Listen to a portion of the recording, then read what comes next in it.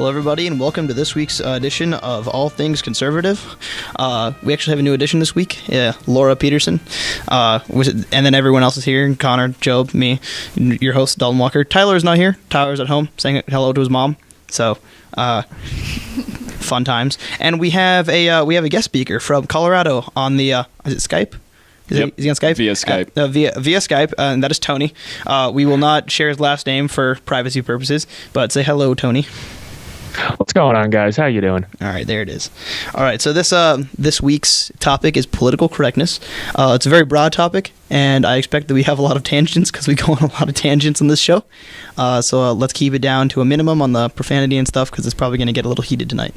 So let's get into it. Before we start, political correctness is the avoidance, often considered as taken to the extremes, of forms of expression or action that are perceived to exclude, marginalize, or insult groups of people who are socially disadvantaged or discriminated against. Now, that to me is that's the definition of political correctness in the dictionary. What source? It's Webster. Okay.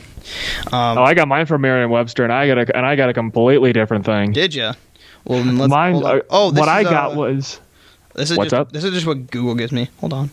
Oh, that's funny. No, what I got from Merriam-Webster was conforming to a belief that language and practices which could offend political sensibilities should be eliminated. That's what I got. That's way different. That's weird. That's weird. Yeah, that is very considering that I'm guessing that like Google and Merriam-Webster have different political like polls and such, so they're just kind of furthering their definition of political correctness in that sense. I mean, if you can't find a consistent definition on a left-leaning word, that already alone should tell you right then and there that something isn't right. So by political correctness, we're going to talk about words. Words are a big thing in political correctness. So like misgendering someone or calling something as it's not, or like intentionally calling something intentionally calling someone who is obviously a transgender male a female. Like you're calling her a her, even though she says that she's a him? Question mark? I think that's how that works. I don't know how that works. So political correctness is now that we have those two very different definitions, I want your guys' opinions on like how you think that political correctness should be nowadays and how it how it correlates to the First Amendment stuff. And yeah. I think the first thing that's just wrong with this all is that you might not have the intention of hurting someone's feelings or being rude to them, but yet the person you're talking to consistently perceives it to be you being a rude person, even though you're not trying to be.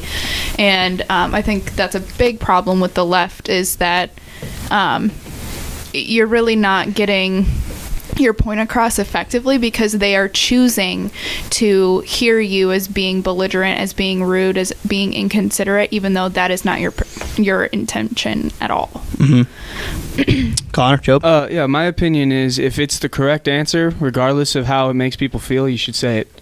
We shouldn't be telling lies or corrupting the truth just because it makes you feel bad. Like, you know... I mean... Oh, no, go ahead. Go ahead, Tony.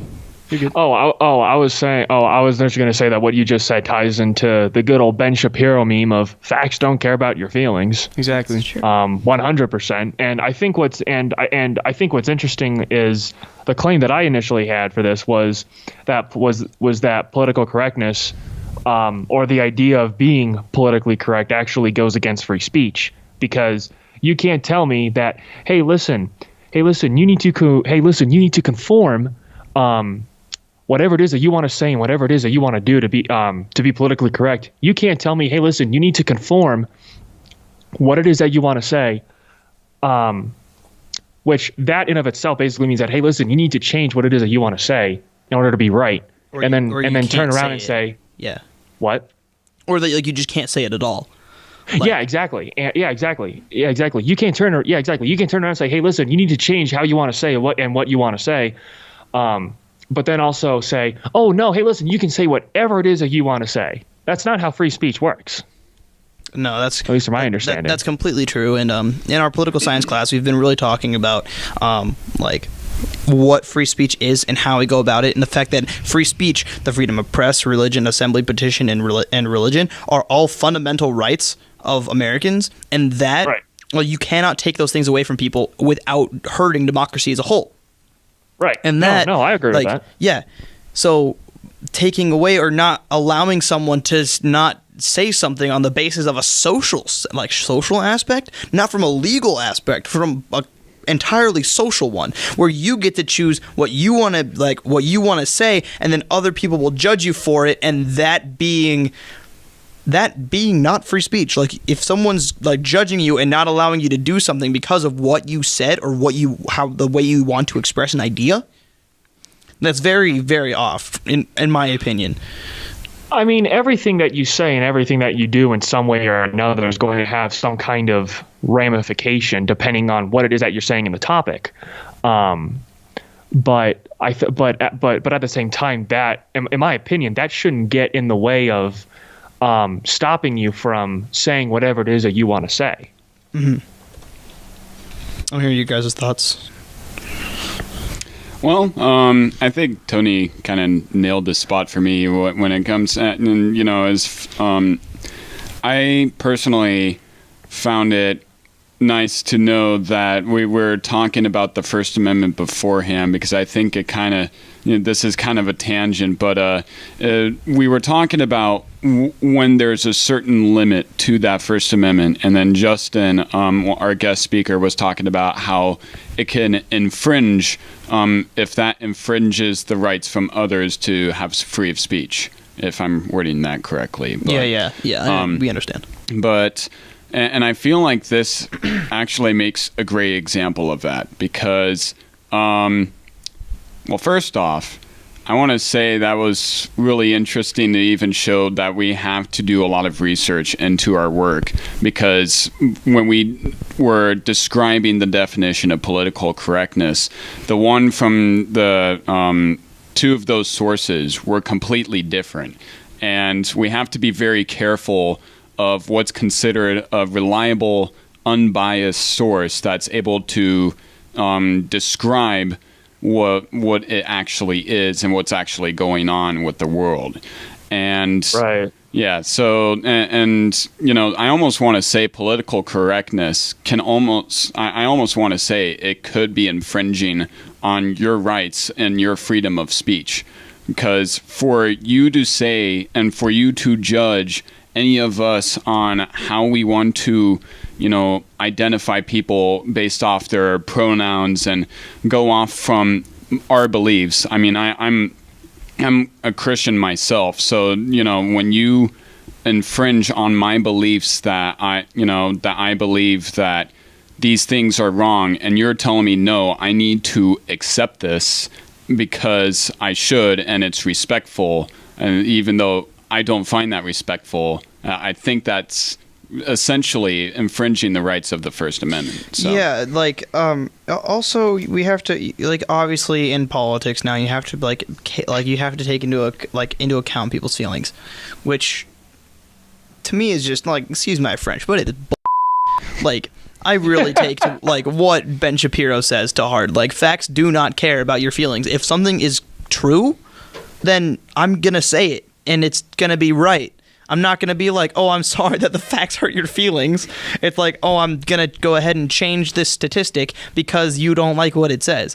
Like, that to me, okay. Story time. I was talking to someone about Brett Kavanaugh's case and the whole sexual assault allegation, and they were keeping to themselves for like a while, and I was expressing my opinions and what I thought about, and then they were like, I am mad at you, Dalton. And I was like, oh, why? And they're like, I am mad at you because you don't think the way that I do. And I was like, what? I was like, are you kidding me right now? Like, you're actually like angry with me because I don't think the way you do.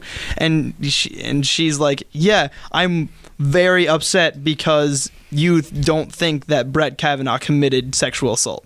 And I was like, that is ridiculous. That I don't think that I'm seeing the better side of someone, and I'm having like hope for our political system. Like, obviously Brett Kavanaugh is causing a lot of drama, and that's definitely something that's like that's true and that's going on.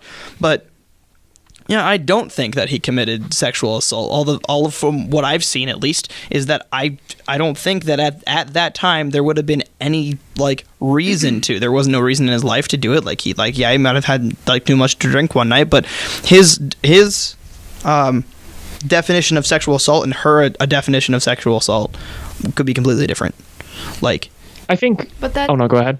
Yeah, let's let Laura talk. It does. Yeah, matter, go ahead. Though. Yeah, it definitely does. Here's the being the woman in the room right now. Yes. I'm not saying that I don't side with Kavanaugh whatsoever, but I do feel for that woman. I do understand that she obviously went through something. Mm-hmm. Something happened to her. If she is telling the truth right now, I don't know that was Brett Kavanaugh, but I think the left trying to manipulate her words, her actions, her experience to benefit them is completely wrong.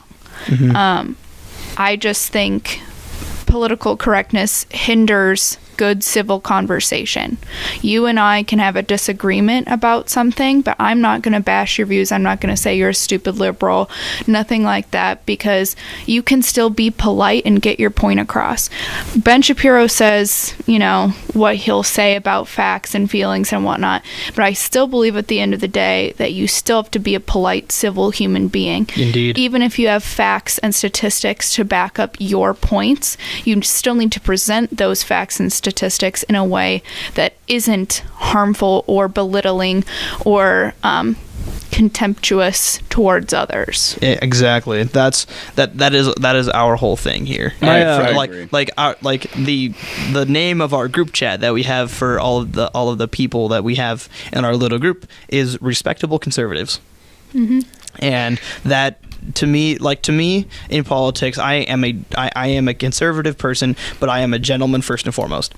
I will always respect your views with the same amount of respect that I respect someone else that is of my party. And that is what we're here to talk about today, is that even though, like what Laura just said, she just nailed it on the head. Thank you very much. Yeah, thank you. Like that being a respectable person and conveying your fact in a respectable manner, even if you really do not agree with what other people are saying, that makes conversation more civil and allows for more beneficial conversation and dialogue. It's definitely something that we see on both the left and the right. No party is innocent in this at all, but I think especially the kids nowadays are being taught almost too much to cover up their opinions and to not talk about it. Like on this campus, we have a silent majority.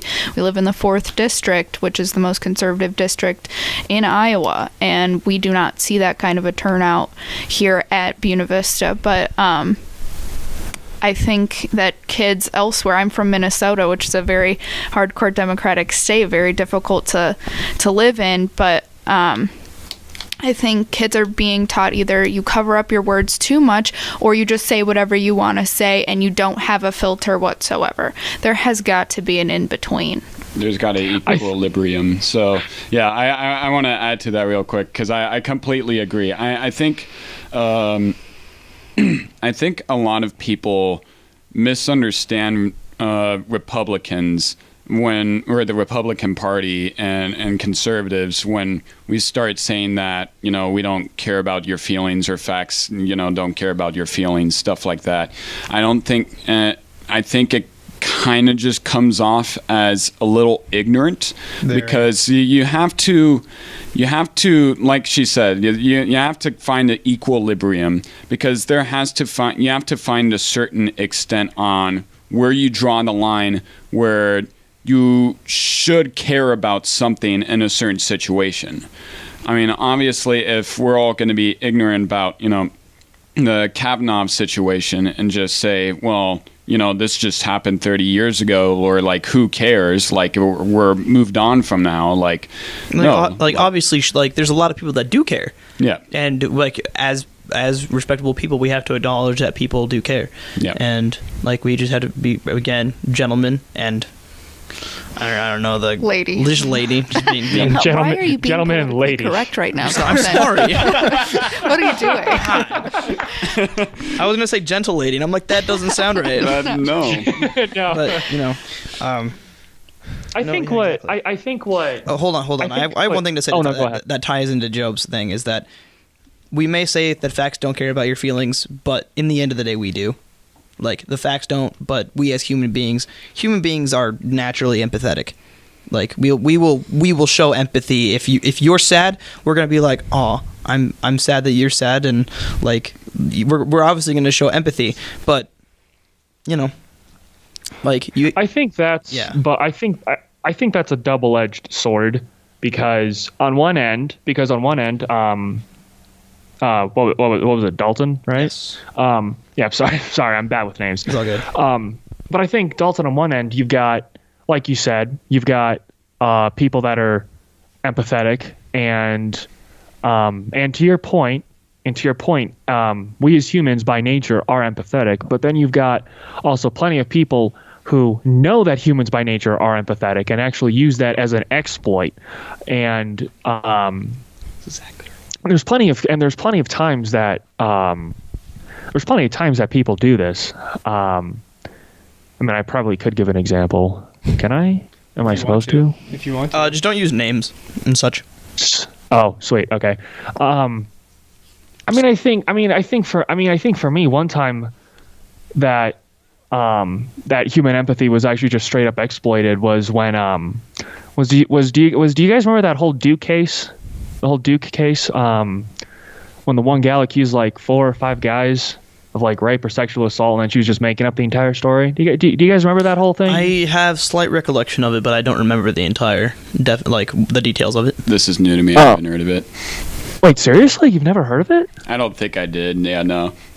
Oh wow, no. It was I forget how old it is. But if you just do like a really quick Google search, it'll come up. But why I'm saying that case is an example of humans exploiting each other for that of empathy was because throughout the entire trial, even if you just read articles about it, like gosh, I forget this. I read this one article. I forget where it was. It was saying how she. I forget the girl's name too, but not like I would name it. But the guy that was accusing all these other people, it was interesting to see that this one article was pointing out how she was just getting all this like huge outpour of support and whatnot, and a lot of people were claiming to use her as like some kind of inspiration for coming out and saying, hey, listen, this terrible incident happened to me, and so on and so forth. And then she just turned around and says, oh no, this entire thing was fake.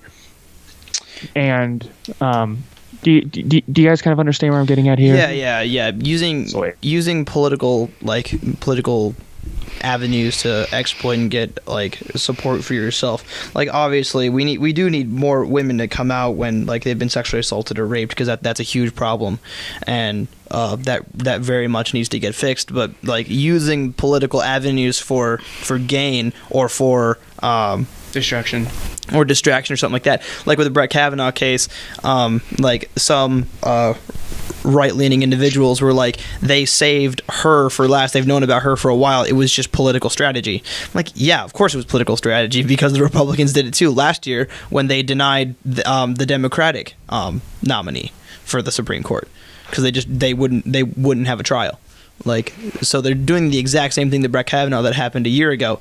But the whole using human empathy towards political gain, that's why whenever I argue politics, I don't like to have feelings in my facts, just because then I'll be like slightly, what's the word I'm looking for?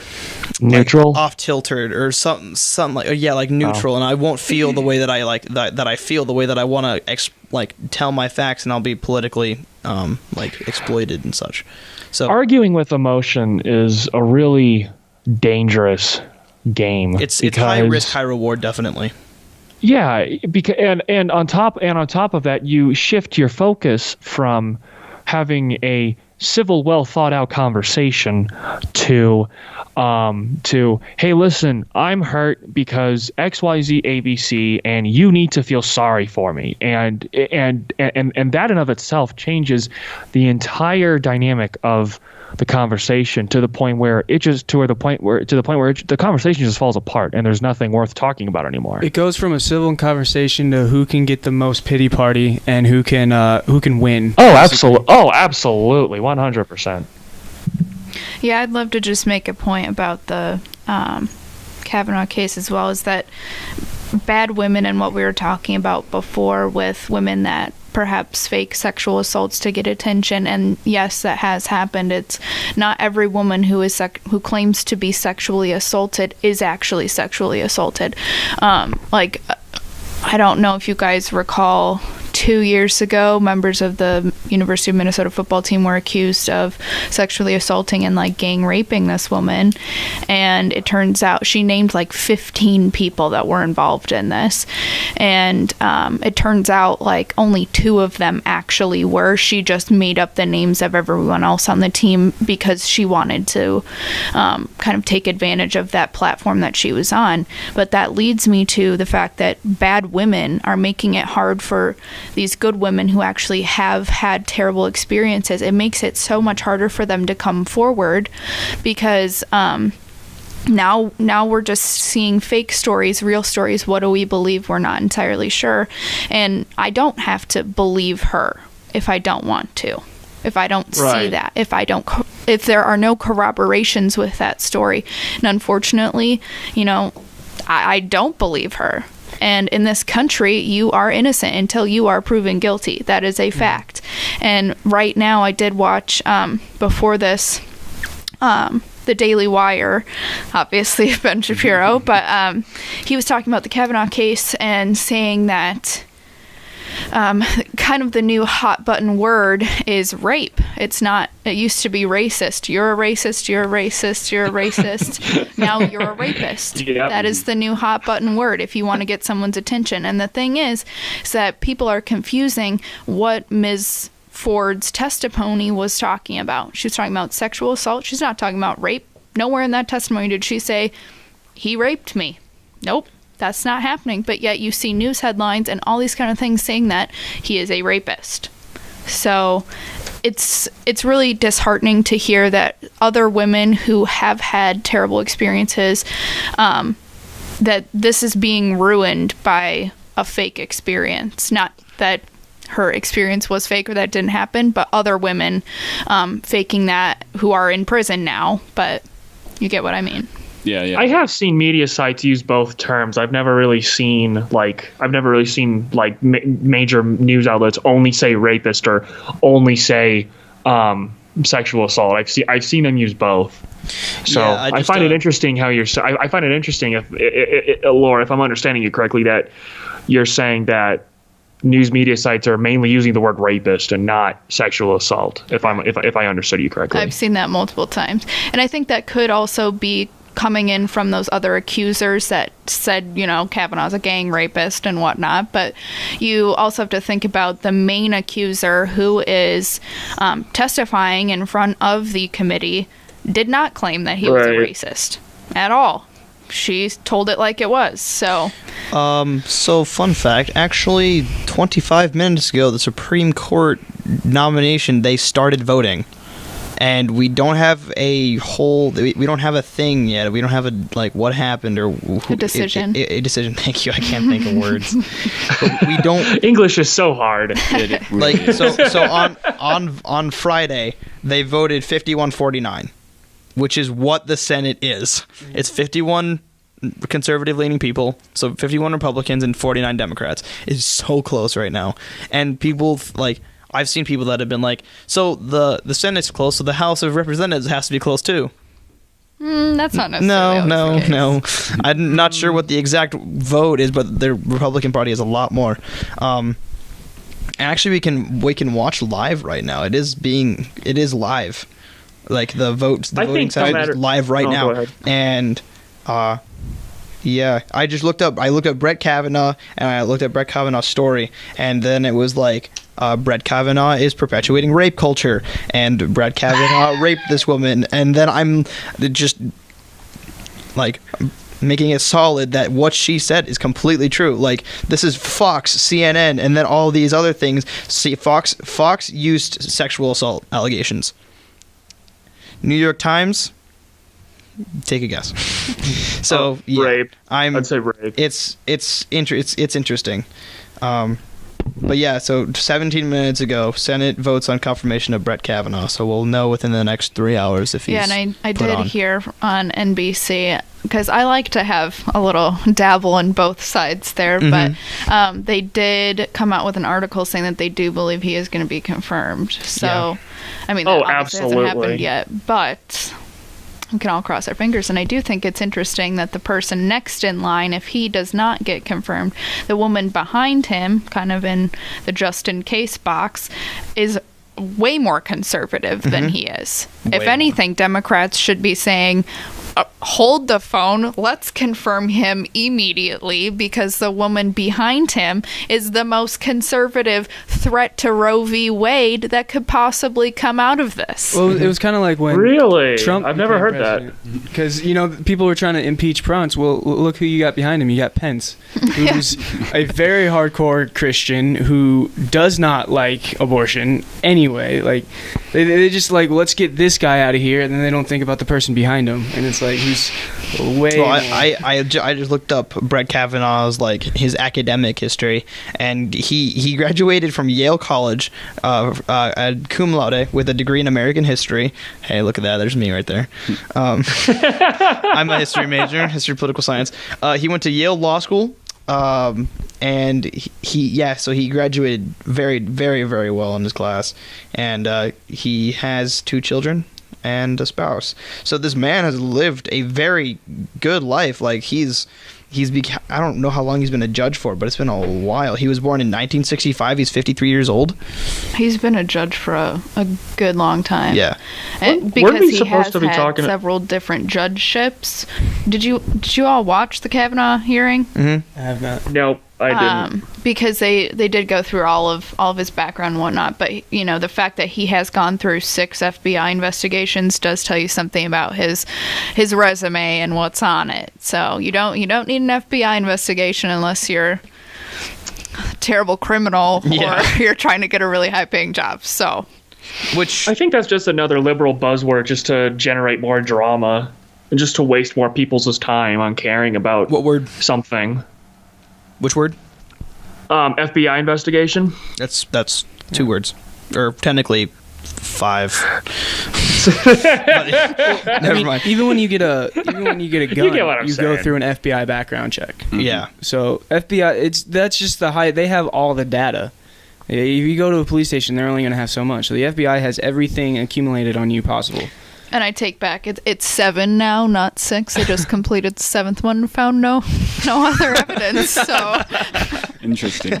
I'm gonna pull us. back in, So did Tony. real Tony quick. wanted to pull it back into political. I was just about to say, like, should we be talking about political correctness? Yeah, no. I kind In a of way, we were. on the show, we really like tangents. It just happens. It's gonna happen. It happens, especially on a very huge, broad topic. I mean, this is one of the. We could get into feminism on political correctness. Oh yeah. feminism is, radical feminism is political correctness, because feminism in its purest and most honest form, when it originally happened, was a beautiful thing. It was very, very good. But modern feminism, or what it's been like, Third wave feminism. Yeah. Is what usually people call it. Yeah. that to me is just, oh God, I can't stand it. Yeah. We See, here's what Oh no, go ahead, Joe.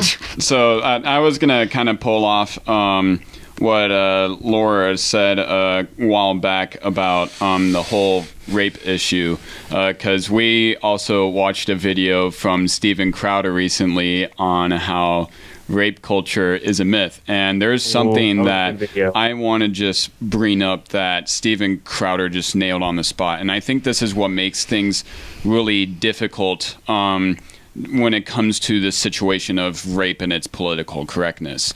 Connor and I were especially talking about this. So the way Steven Crowder explained this was amazing. So you have you always will have two sides of a coin. Kind of like when, there's a crime that happens and you have your witnesses and you hear different sides from every witness. And what's very difficult, especially on this very touchy subject of rape on its own, it's very hard to find the middle, because you have one person who's explaining one thing and another person who's saying the entire other thing. And what's very hard is having to find the middle, which is the truth.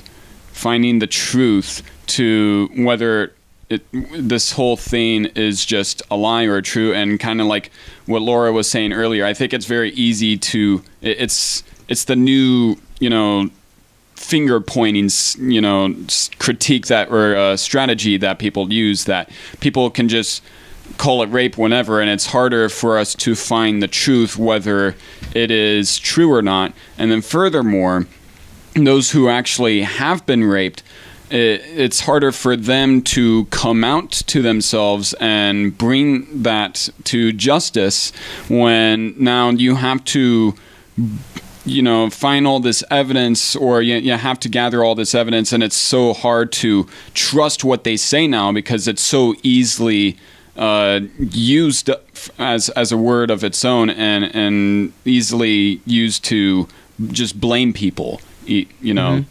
Yeah. Props to my dad for teaching me this, but a long time ago, my dad taught me that in an argument, there are three sides. If you're having an argument with one person, there are three sides to the argument. There's your side, there's my side, and there's the cold hard truth.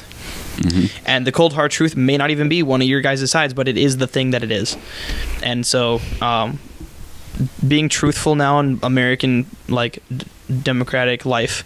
So if you're going to go into politics, being truthful with yourself and everyone around you is very, very important. So I feel like that's where you're trying to go with that. So yeah, that's at least that's what I got out of it. Yeah. Let's start on a new topic of political correctness. I like the feminism idea, but that's just me. So let's have Connor. Connor, what do you want to talk about? I don't know. There's a lot to talk about. I mean, we can also talk about racism, especially, and how it was, and it still kind of is an issue on political correctness with races and cultures. Saying that it's difficult to live in a country where people point at you and say, you're a racist, Connor. You're a racist because you're white. Mm-hmm. And which in and of itself is racist. God, I hate but because you're black. No, that's bigotry, Connor. Yeah, Connor. Come on. I'm it trying right. to be politically correct here. Come on. Yeah. But yet you still have that culture of, African American people who will go around calling each other the N-word all the time, but then they are shocked when a white person then innocently thinks that that's okay to do, mm-hmm. and then all of a sudden they're a racist. Wait a second. Well, and then there's some white people who can say it. It could just be depending on who they're around. So I grew up in a very ghetto school. There was gangs and fights and weave pulling every day. Oh. And everyone would just go around and everyone would go around and say the N-word. And if you were from that group, you could go say the N-word. And as soon as we left that group, and there was a couple white people who would say the N-word because they were in with the gang. It was kind of something that they said inside the gang. And when they went to a different part of the school and they said it, then they got, beaten up and tortured and all that kind of stuff. I guess it's like even Eminem, he's allowed to say the N-word because of where he grew up. Mm-hmm. And no one's going to question him on the N-word. But it's like, well, you can say it and you can't, but most of the time if you're white you can't say it. I remember we were in our dorm and it was 3 a.m. in the morning because a lot of the political conversations we have happen at 3 a.m. in the morning, but we were just kind of chilling out, and then someone said, if a white person says the N-word but a black person can say the N-word like without any consequences, isn't that racism? I'm like, well, in the same sense, since white people are white, shouldn't white people be the only people that can talk about white privilege? And I was like, all right, yeah, screw your logic. I'm going to make my own. So I was like, yeah, from now on, if any other person that's not white calls me out for white privilege, I'm just going to call them a racist. I'm going to be like, all right, that's my thing. That's mine. What I've never understood is how you can come up to me and say, October, so hey, I want to talk about Halloween costumes being politically correct. Oh, okay. Yeah, Because we don't need to talk about that. Brace yourself. oh my God, wait, seriously? Because if my little cousin wants to be Moana for Halloween, Oh yeah. Okay. let her be Moana. She can't because she doesn't know the culture. Why does it matter as long as she's not doing blackface? That's bad. But like, She doesn't if she do wants to blackface. dress up and be Moana, great. But if the industry is saying no, you can't do that, no, you can't dress up as Pocahontas or Moana, you can't do any of that, then stop making movies with strong female leads of different cultures that other girls want to be. Exactly. When you pick a Halloween costume, you're like, like when I was in elementary school, I was like, I really want to be Belle from Beauty and the Beast because she's really smart. So you know what I was? Belle for Halloween. Well, and it gets confusing because on the feminist side, they would encourage that. Hold on. Before we go on, I just thought of something. All right. So yeah, let's say a little like Caucasian she wants to go and she wants to be Moana, like you gave the example of, but a African American girl wants to be Elsa from Frozen. There's no problem with that. No, there's absolutely no problem. Like, and I'm sorry, I don't have a problem with any other race trying to be, Elsa or Anna or whoever, whatever you choose to be. That's fantastic, great. I look at it as you're striving to be that person that, like I said, I wanted to be like Belle and read books and look really pretty. Like, that's the whole goal. But girls who want to be Moana, they love the song and they love the culture that she's bringing, and they love, the movie and how cute it was. Like, it's a great movie. Why is that wrong? Why is that wrong? I'm sorry. I'm sorry. I don't get it. Yeah. Well, no, what's interesting is... I can't be Jasmine for Halloween because, she's... Arab. Yeah. Can't do it. Thank you. Can't do it. I might want a little tiger along with me, but can't do that either because I'm not Take your Arab. cat and paint your cat as a tiger. It's fine. Well, no, see, that's politically incorrect too because it's not from wherever tigers are from, so it can't do that. So it can't dress up as a tiger. Have you seen that Japanese people dress up their cats and dogs as like lions? They do that. It's not even Halloween. It's not even Halloween, and they do it. Yes. But like moms dress their babies up in like cute little bear costumes That's all true. the time. That's true. I have a picture of myself as a Dalmatian. Politically incorrect. I have but mothers don't know what bear culture is like, so they can't dress up their babies as cubs. I'm gonna make my kid hibernate. Sorry. What were you gonna say, Tony? I think what's interesting in terms of political correctness is the fact is, how should I put this? Usually whenever somebody sees a quote unquote issue, the issue really isn't what they're seeing. The issue really is themselves, but they're projecting themselves as an issue onto somebody else. And I guess in one way or another, they're kind of I guess blame shifting is the word I want to use. I don't know if that'd be the right word to use. Shifting? They just have a different perception of the situation. There you go. Thank you. And I think what's interesting is that, and I think what's interesting is going back to, and I think what's interesting is I want to go back to the whole N-word thing for just a quick second, because what I was initially wanting to say earlier was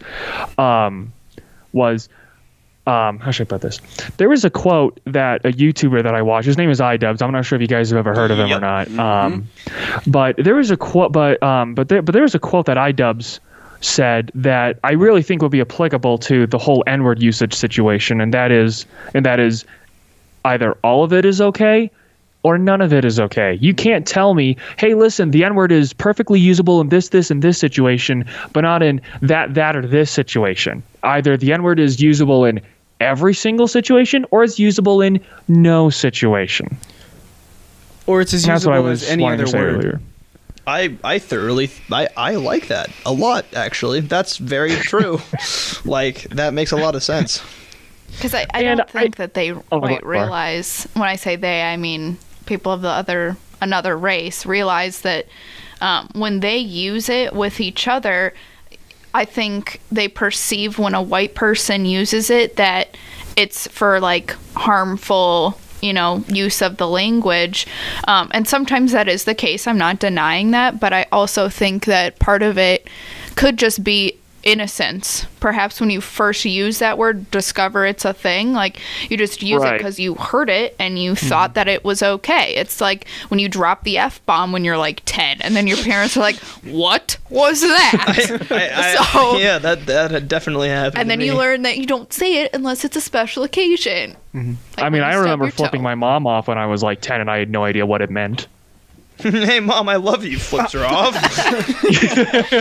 So, to caveat off that, there's a video by Joyner Lucas called "I'm Not Racist," and it's talking about the two sides. And people got really upset because they thought the rapper who was speaking, there's a white guy who's a Trump supporter and a black guy, and the white guy did such a good job lip syncing that they thought it was him that was saying it. And so instead of listening to the message, they just heard him say the N-word. And was like, oh, this is not okay. He's white. He can't say that. But it was. But it was Joyner Lucas, who is a black Puerto Rican guy. So they just see a white person say it, and he can't. Sometimes it's not even his voice who's saying it, and it's like, it's all about the perception. It is. Yeah. It's like if I think you're white and I think you're saying the word, then it's racist. But if I'm black, I can say it because it's just part of our culture now. All right, I think we gotta wrap up here pretty quick. Soon, so. Oh darn! Don't we end in like 15 minutes though? No. Nope. When do we end? Yeah, we aim for about 40 minutes for our 40 to 45. So. Job told me an hour, so that's why I was like, wait, what? What? No, okay. I said 45. Oh, my apologies. He was being politically correct. Yeah, darn. How dare I? No, but yeah, go ahead. If we're gonna finish up here, we are entering into that stage of October where people are wanting to be certain like characters from movies who have a strong female presence, and if your daughter wants to be Moana and she's not from and your daughter is white, just let your daughter be Moana, because it's not about who the character is that matters in that situation. It's what they represent. What was the famous saying that Deadpool took off from Martin Luther King? I don't know. Deadpool 2? Oh, it was I just wish someday someone would judge you by the content of your character instead of the content or the color of your skin. Color of your skin. Yeah. Boom. Wow, Deadpool. Boom roasted. Boom roasted. See, All right, let's get Tony have the last word in here, and then we'll wrap up. Yep. So before this, when I was told that we were doing political correction, I Googled, I purposely looked for left-leaning articles on how to be politically correct, and what other than good old WikiHow to come up with pictures on showing you how to be politically correct. And hold on, no, I'm not joking. But see, what's interesting is, and here's why I point this out, right? If you go and read the article, which I will admit, it's a bit of a lengthy read. But if you read it, it's littered with contradictions. But my favorite contradiction is in the very first point that they make, which is titled "Consider Your Reasoning." And one of the points that they make is you're allowed to say whatever you want to say. Similarly, other people are allowed to voice disagreement, and free speech won't protect you from the consequences of your words. But then later on in the exact same, but then later on in the exact same article, it says to avoid segregational words such as we or they because they're not all inclusive. Excuse me, what the heck? Yeah. And I just find it, and the reason why I'm pointing that out is because, as I was saying, and the reason why I point that out is, as established very early on in the show, political correctness, I think, as we all, at least I think we all agreed on this, goes against freedom of speech. So you can't tell me, hey, listen, you can say whatever it is that you want to say. Oh, but you can't use we or they because those words aren't all inclusive. Mm-hmm. Okay, but then you're running out of words to use. Exactly, okay? and then so yeah, it exactly. just gets to a point where it gets a little ridiculous. All right, well, thank you guys for tuning in to All Things Conservative with Job Connor, your host Dalton Walker, and our new addition Laura Peterson. Thank you, Tony, for calling in from Colorado. It's a very long distance phone call, and we really appreciate having you on the show. All right, good night. Thank you guys for having me. This was a blast. It was very, very fun. Good night, everybody. You guys have a great week.